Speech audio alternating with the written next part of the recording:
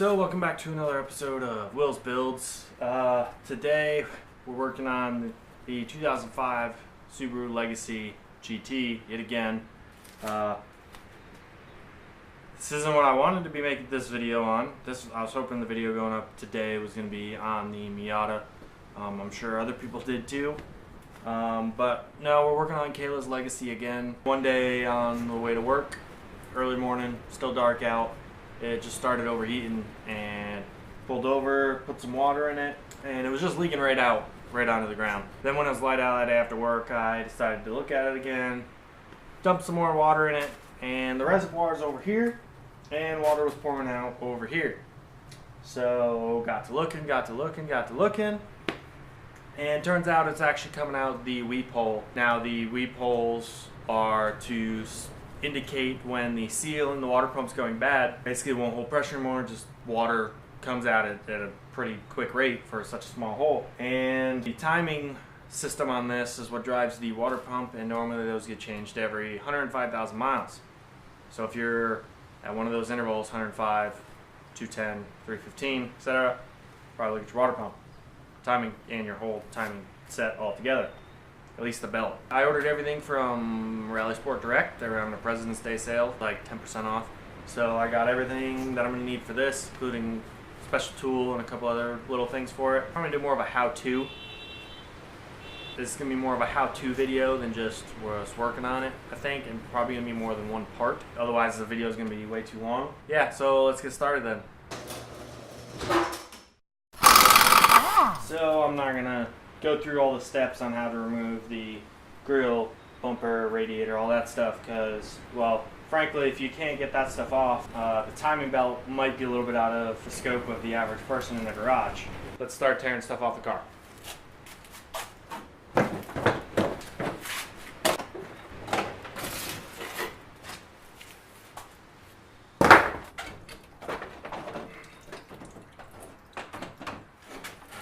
Alright. So we got all that crap out of the way. Let's open up the stuff we have so far. The only other thing that's coming for this after today is the timing belt guide from IAG, and that I think will be here either tomorrow or the next day, but that can be like the last thing to put on. So, water pump. We go from Gates. It's the 43548 is the part number right here. This is the water pump they include. Gates includes with their whole timing belt kits. Comes with the water pump gasket itself. This is the gasket that butts up against where the oil pump is.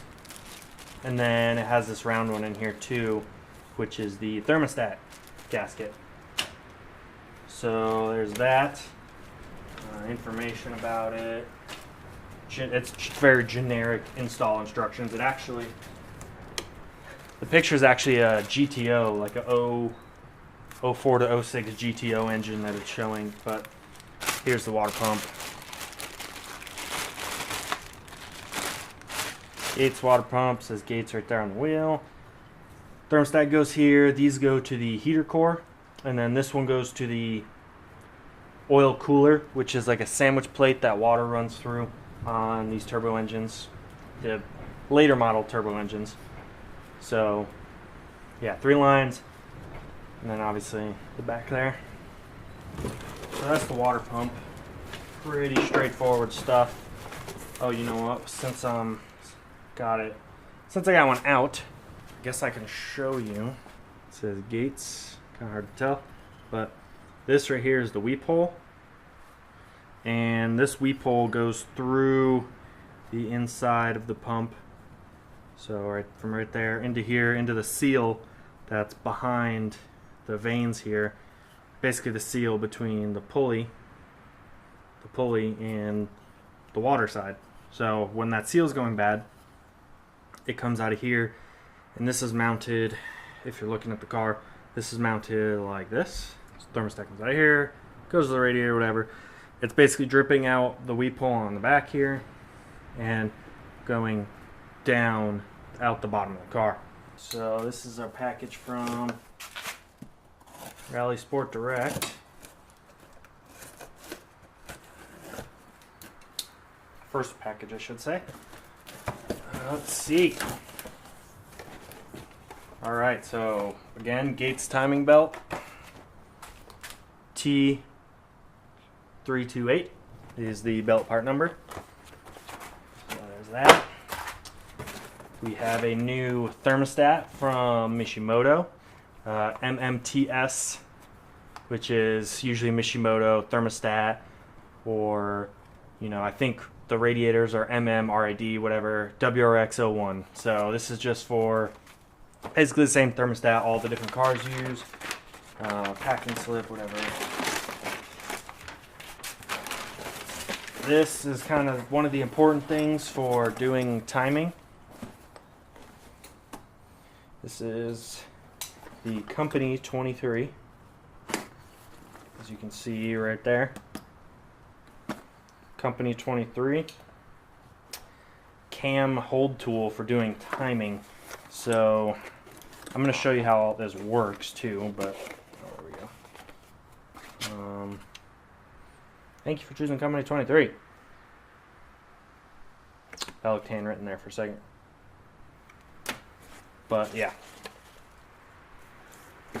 So basically the cam gear bolts are this size hex right here, and this goes into the cam gear bolt wherever it's sitting when you're at top dead center, all the timing's lined up, and you just tighten these down.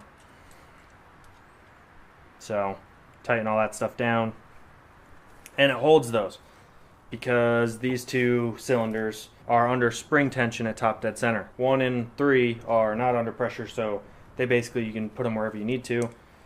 This tool is to hold the other side. So the first thing you want to do when you're working in the engine bay is disconnect the battery.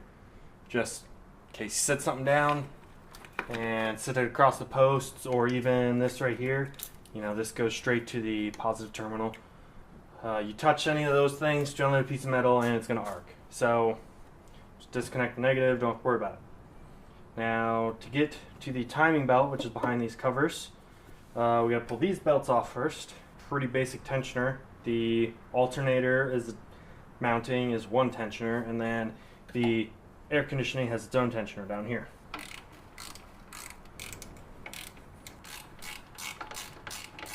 Seems like pretty much got to go all the way to the bottom. Yeah, there we go. Okay, there's that belt.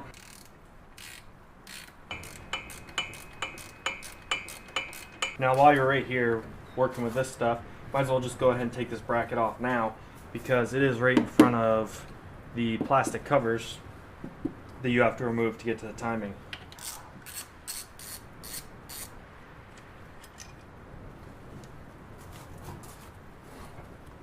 Now for the most part, I always try to put the bolts back in where they came out of. It's easier. It's just good practice when you're doing longer projects. If you don't remember where the bolts came from, and you know, labeling bags is one way to do it, to keep everything organized, but you know, unless you give every bolt its own bag, you're still going to have to remember where everything went. Now pretty much everything's off the front here to get to the covers, the timing covers, except for this main pulley.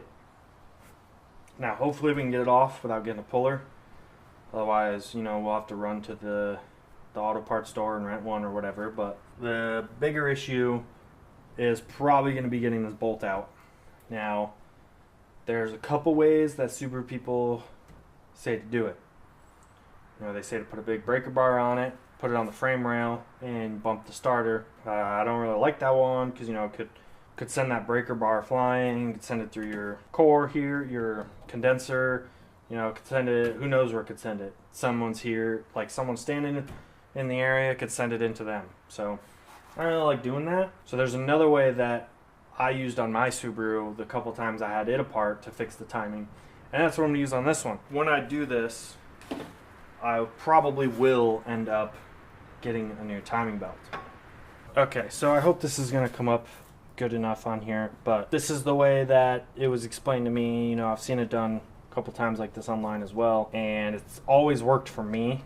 I've always gotten it to work, I should say. But basically you wrap the belt around the alternator and around the crank pulley, and basically it's going to work like a strap wrench. As you tighten this, or rather as you go to loosen the bolt, it's going to tighten the belts up against each other, and basically they're going to grab onto each other in here and hopefully stop it from spinning. The more you try and turn it, the tighter that belt's going to get, and hopefully it'll get tight enough. Oh, it's spinning already. Now the reason I say you should get a new belt after you're doing this is because of the way it kind of pinches the belt in here. So really have to be careful if you're going to reuse the belt, because it more than likely isn't going to last very long.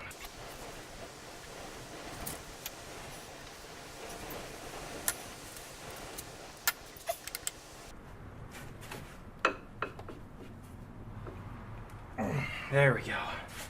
Okay, so it was trying to spin everything around, so basically I just put these to hold the belt to that, and that bolt is now finger loose, finger tight, whatever you want to call it.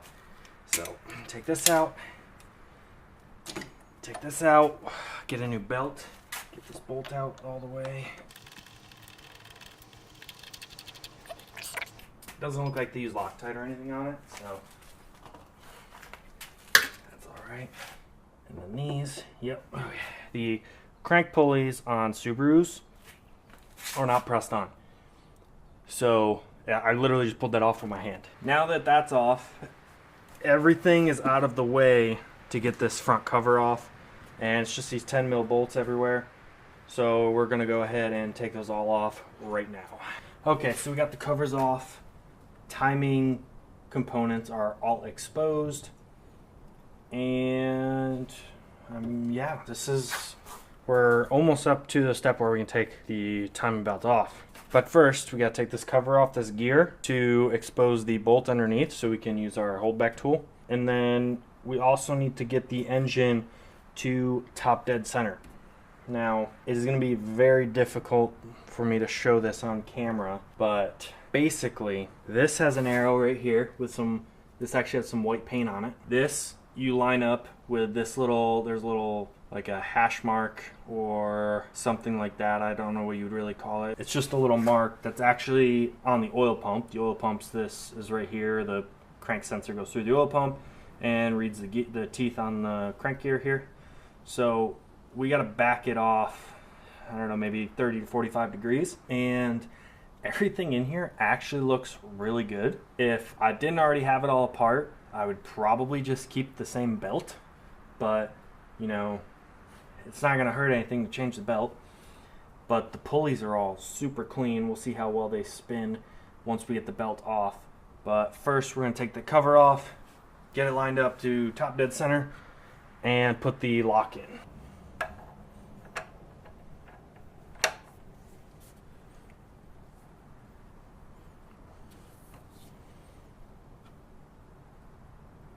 There we go. So that's all lined up. This one, like I said, little white hash mark is lined up with the hash mark on the oil pump. And there's a white hash mark on the front, and then there's also a line on the back where the actual little teeth are, because it's just closer to this one so you can see it better. And then this one, the single hash mark, is lined up with a little hash mark that's in the timing cover, the back part of the timing cover. Now, even the single overhead cam Subarus are going to have these marks. They're just not going to have the hash marks on the cams to line up with each other, because obviously there's only one cam, so there's nothing to line it up to. This one, same thing. There's a hash mark here on top, lines up with the cover, and then the bottom cams. And then the bottom cams also have timing marks to line up with the sides of the cover. This is actually very interesting. This engine was running just fine right now, the marks, should be able to see those a little better. The white mark on the front of the cam, and then there's a line on the back side where the belt is. And then the little hash mark is actually that right there. You can just kind of see it. There we go. Okay, so that's lined up. Here, same thing. You got green lines, double hash marks here and here, lined up. There we go, double hash marks. Same up here. Like I said, you have one hash mark right there on the front, and then there's a little notch right here in the cover, lined up. So let's come over to this side. Okay, so let's see here. There we go. Lined up. All right, single hash mark on the pulley, single hash mark on the rear timing cover. Now, I don't know how this happened, how this engine's still running. Maybe this is why we were having misfires in cylinder number 1. I guess we'll see once we put it all back together, if it runs better or whatever. We know what this thing runs at Willow Springs, so we can take it back out there in a couple months and test it out. Okay, so found that out of time, but before we can remove the belt and fix that, we need to get these other side cams locked down. Now, showed you the tool earlier, but here it is again. Like I said, Company 23. They make pretty much all the stuff that you need to do a timing belt on a Subaru. They got tools to hold the cams, they got tools to hold the crank pulley, they got this. They have stuff for the AVCS cams, which is the active valve control system.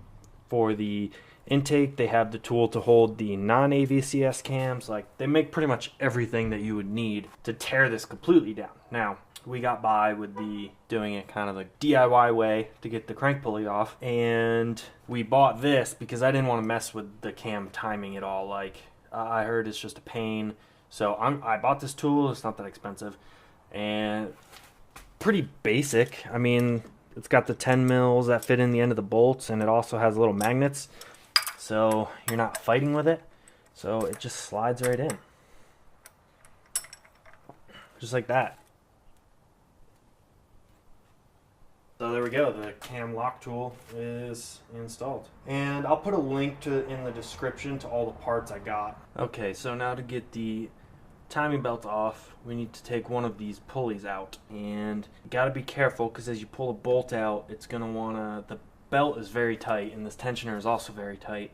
So it's gonna wanna push on the pulley, and you don't wanna strip out threads. So, there it goes. So we got this one out, and now that basically all the tension's off, we can feed the belt around, take tension off everywhere else. There we go. Alright, so now that the timing belt is off, want to check everything, make sure we don't have to replace anything. Obviously the water pump's getting replaced, so that's whatever. Okay, so we got the timing belt off.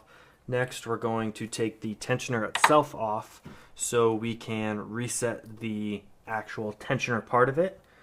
But when we go to reassemble everything, it's not pushing on the belt while we're trying to install the belt. That's basically, well, when you get these brand new, they have a pin in them, but you can use a small Allen wrench or whatever you want to call it, an Allen key, a very skinny one. Holds it just fine. So we got the belt out of the way, we got the tensioner out of the way, so all that's left now is to actually remove this water pump. And we're going to start by taking off this thermostat housing. Yeah, there's thermostat housing, and now the actual thermostat. So I don't mind just prying it out. Okay, so now we got 10. So broke most of them loose, but before we take all the bolts out of our water pump here, we need to get these lines off. So there's 2 lines here as I showed on the other pump, and then the other one's under here.